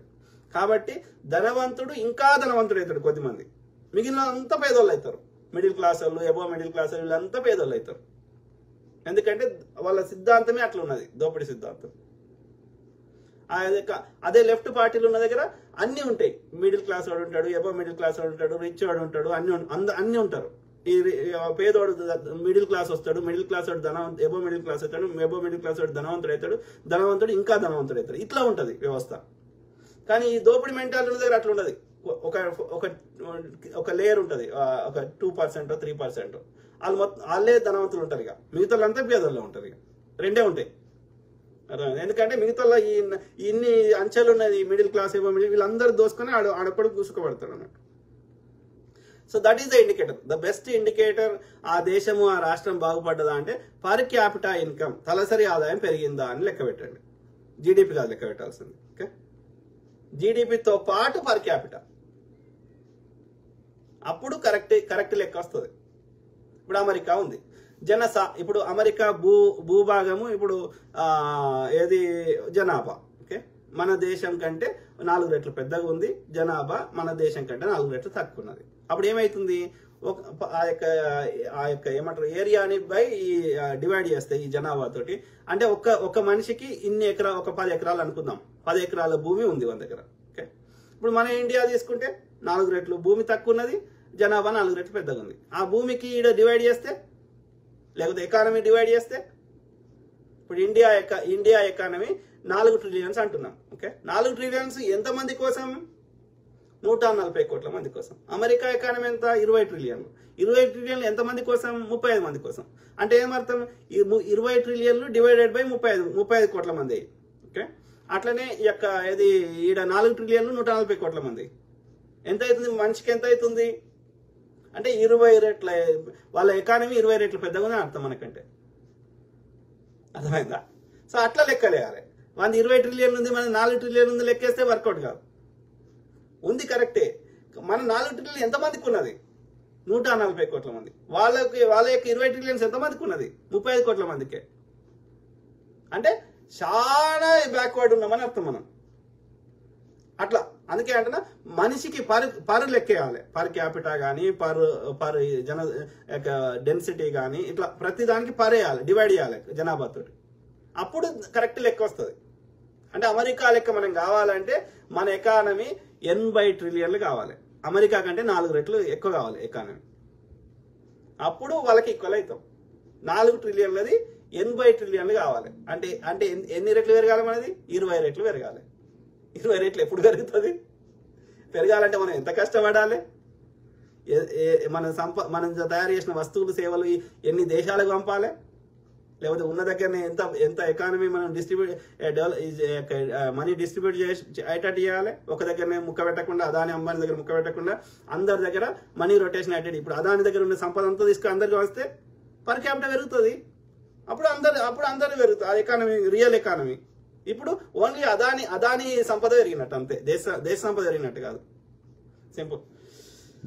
సో అది మిత్రులారా, ఐ కీప్ టాకింగ్. సారీ, మాట్లాడుతూనే ఉంటా, ప్రతి అంశం మీద అవగాహన చేస్తా, అట్లనే మీ తరఫున వాయిస్ ఇస్తా. ఓకే, ఇది రైట్ గా దోపిడి మెంటాలిటీ ఉన్న బీజేపీ అనుకూలంగా మద్దతు, బీజేపీ బిల్లు పెడితే మద్దతు ఇచ్చే పార్టీలకు తప్ప మిగతా అన్ని పార్టీలకు మద్దతు ఇస్తా. ఆయా రాష్ట్రాల్లో ఏ పార్టీ అధికారంలోకి వచ్చే అవకాశం ఉంటుందో ఆ పార్టీలు అన్నిటికీ మద్దతు ఇస్తా. బీజేపీకి మద్దతు ఇవ్వని పార్టీలు అన్నిటికీ, అది డిఎంకే కావచ్చు, తృణమూల్ కాంగ్రెస్ కావచ్చు, ఇంకేదైనా పార్టీ కావచ్చు, ఓకే, కమ్యూనిస్ట్ పార్టీలు కావచ్చు. Let's make it simple. అందరు బాగుండాలి, అందులో మనం ఉండాలి. దేశంలో ఉండే సంపద అంతా అందరు దేశ ప్రజలది, అది అందరికీ చెందాలి. వాళ్ళ సమస్యలకి శాశ్వత పరిష్కారాలు చూపెట్టే ప్రతి పార్టీకి మద్దతు ఇస్తాం. వాని ఇల్లు ఒక్కటి మంచిగా ఉండాలి, సుఖంగా ఉండాలని కోరుకునే పార్టీకి మద్దతు ఇవ్వాలి.